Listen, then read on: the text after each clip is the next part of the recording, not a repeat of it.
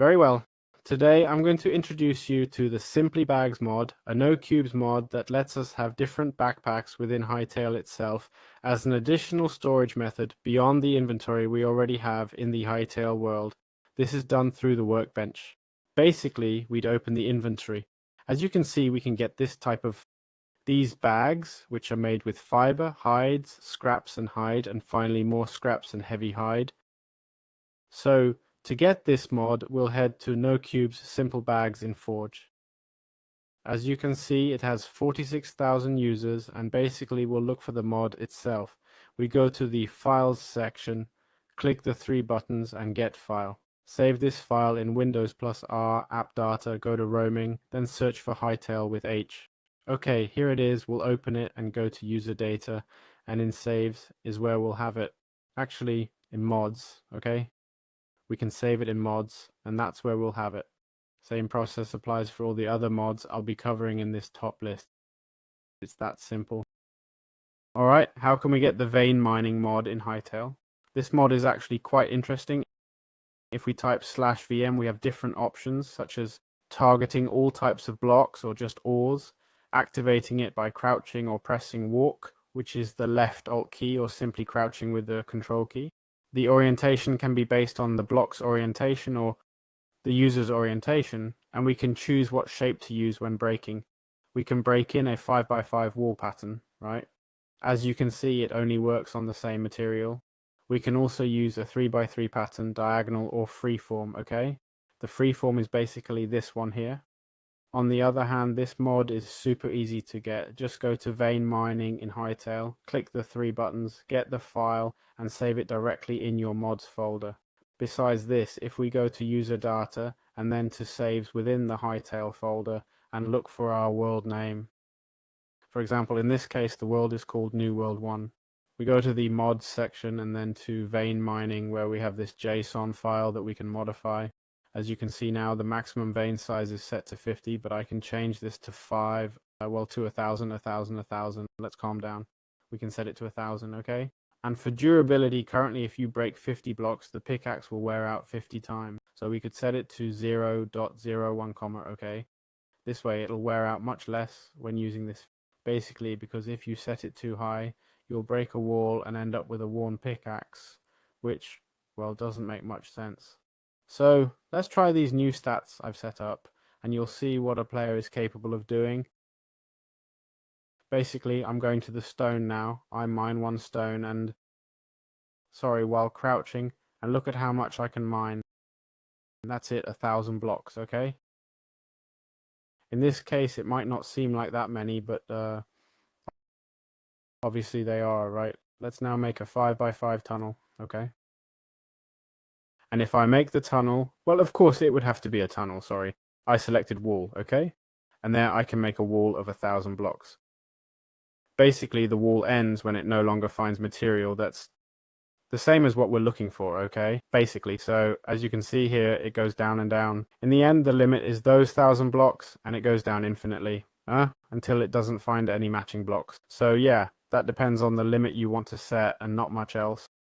Alright, today I'm presenting the mod of magnets, which basically adds magnets into HYTALE. And what does this allow us to do? It lets us collect nearby items, okay? We can equip the magnets in our left hand, and not just that, there are also functions in the config server, basically within the config file, that let us change how this magnet behaves, okay? As you can see right now, I break a tree, and all the items from the tree come to me, which is how it should work, right? Pretty convenient, and honestly what we'd all like to happen. But what happens? Look, look, look, look. Oh, what a joy, what a delight. So what can we do? First of all, to get it, we go to item magnet. As you can see, 66,000, 77,000 users, 3 buttons, get file. And we save it in the HYTALE folder, which is located in roaming. That is, press Windows plus R, type app data. Inside the app data folder, we go to roaming, find HYTALE, and inside the HYTALE folder, go to user data and save it in the mods folder. Now, if we go to save, then to the world, and into mods within the world, we'll have the item magnet mod. If we go into config, as you can see, we have different settings, like the collection radius of the magnet itself, the speed items move toward you, and utility settings, whether it works all the time, even when not in your hand. And the utility setting if it's in your inventory, which is currently set to false. This means if I approach an item without the item magnet in my hand, it won't work, okay? And that can be changed, which I think is wonderful because it would be cool if it always worked, regardless of whether you're holding it or not. So there you have it. This mod is really, really useful. How can we disable item durability in Hytale? There's a mod that allows us to do this. It basically handles that, disabling durability completely. As you know, Hytale currently has no system to extend item lifespan beyond the repair kit, right? There's no unbreakable enchantment or anything that makes items last longer and gameplay more enjoyable. This is where this mod comes in.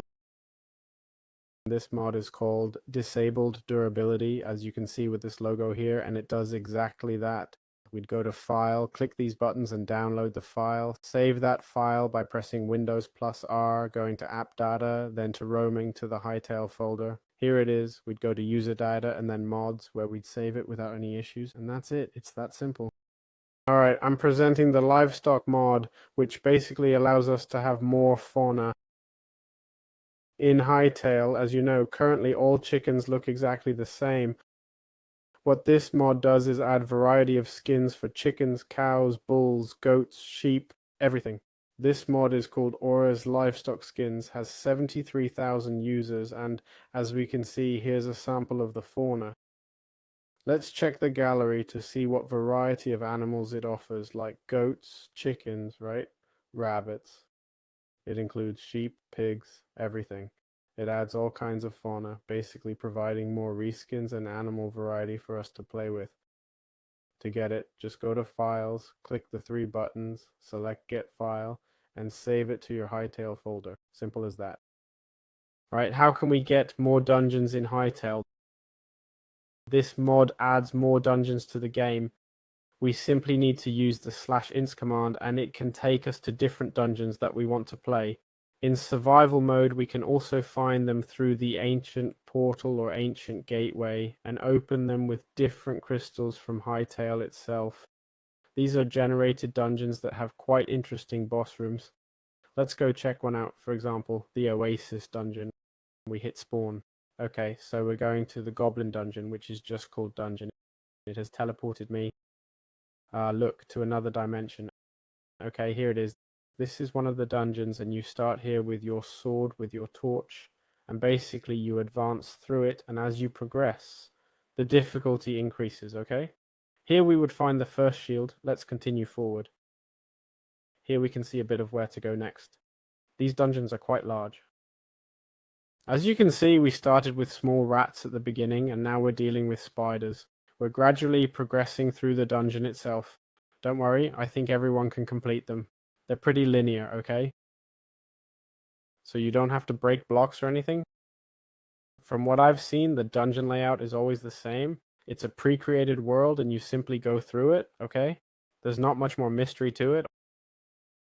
Also, as you can see, avoiding loot is quite difficult because it's placed in specific areas where you'll definitely need to pass through.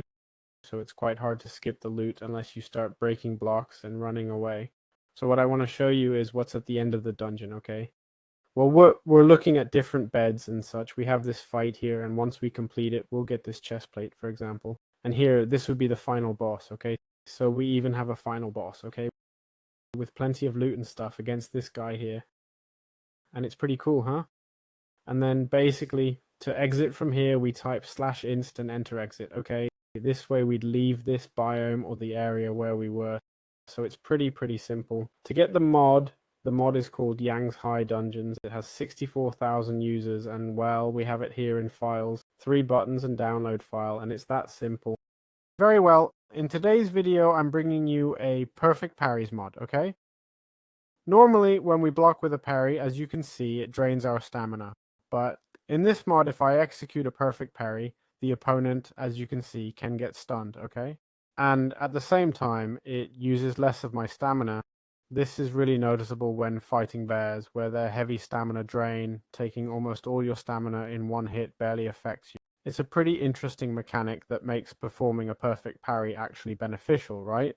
And it also encourages players to use the parry feature more often, right? Because if you perform a perfect parry and benefit from it, I just noticed your skill meter charges when you do a parry. Let's see. To do a perfect parry, I'll test it quickly, waiting for an attack. Okay, I didn't get it. They're going to kill me. They're going to kill me. Ugh, I'm not getting it. Let's see if I can do it. Tuku, there it is. Your ability is charging. Another very interesting thing to keep in mind, honestly, for haters to consider, right? Why not? Your ability charges a bit when you block an almost perfect attack, so why not? So anyway, there we have it. How can we get it? We go here to Perfect Parries, which has 100,000 users, and just click on Files, hit the 3 dots and get File. It's that simple. Alright, today I wanted to show you the No Cube Undead mod. These creatures basically give us piles of bones, ores, and, well, as you can see, scraps and bones, okay? They'll also give us iron. Basically, it's a new mob that we can find under the name Undead. It's called No Cube Undead Warrior. We select it and set the amount here. For example, I'll select 100, okay? So these creatures, as you can see, each has different armor. Basically, they all drop iron, but they're also very tough enemies that I assure you wouldn't want to, not even as a joke, okay? Let's also see a bit if they move quickly and such, okay? And as we can see, they move quite fast. Obviously, they won't spawn 100 at once, okay? I want you to stay calm, but several can generate at once, so you need to be very careful. And that's what this mod is for, okay? To add some difficulty and also add a new way to get iron. You could even use this to make a farm, why not? Watch out. And here you have it. I hope you liked it. Alright, I wanted to introduce you to this mod that adds fishing in Hytale, okay? Basically, we can see here in our workbench how to craft the fishing rod itself. This fishing rod allows us to wait for a fish to bite the hook, and once it bites the hook, as you can see there, we can catch a fish. Most fish currently aren't edible, so they're not very useful yet, but it adds that fishing mechanic, which might be useful in the future, okay? For now, it only gives fish, not other items. The mod creator has mentioned possibly adding a fishing minigame and new fish types in the future, not just the fish that already exist in Hytale and other options, which is super interesting. So we'll see if it has potential, but for now it's just a fishing rod and not much else, okay? Alright, I finally wanted to show you this mod, this latest Hytale mod that handles the generation of cobblestone generators, sorry. We'll create a cobble bench, as you can see, and basically open it up. Here we have the option to make different tiers of cobble bench. We'd start with the most basic tier, which is the copper cobblestone generator that produces 1 cobblestone per minute, sorry. It's crafted with 10 fire essences, 10 water essences, 8 copper ingots, and 20 of any stone type. Then we have the iron generator, which requires 40 of any stone, 8 iron and copper. The next level would be thorium, or cobalt, okay? Thorium or cobalt, which is this one here. And finally, we could upgrade to the maximum level using adamantite or mithril, okay? Right now, they all do pretty much the same thing. And for mithril and adamantite, the maximum levels generate 16 cobblestone per minute, okay? Basically, the structure is that we place a chest that can receive items from both above and below, okay? And every minute, 16 more will be added, okay? As you can see, there's 32, 48 here while I've been explaining this. And that's it. It's that simple. About the table, I haven't mentioned its cost, but it's 10 logs and 5 copper, so it's pretty simple. Important things, we have the cobble generators in CurseForge itself, and to make it work, we download it, go to Files, 3 buttons, and Get Files. But we also need to get the spellbook in Relations, okay? If we don't get the spellbook, the mod won't work. So with that said, this concludes the 10 mods. Let me know if you want me to bring more or talk about a specific mod. Tell me and I'll cover it. So that's all. I hope you enjoyed it and see you in future videos.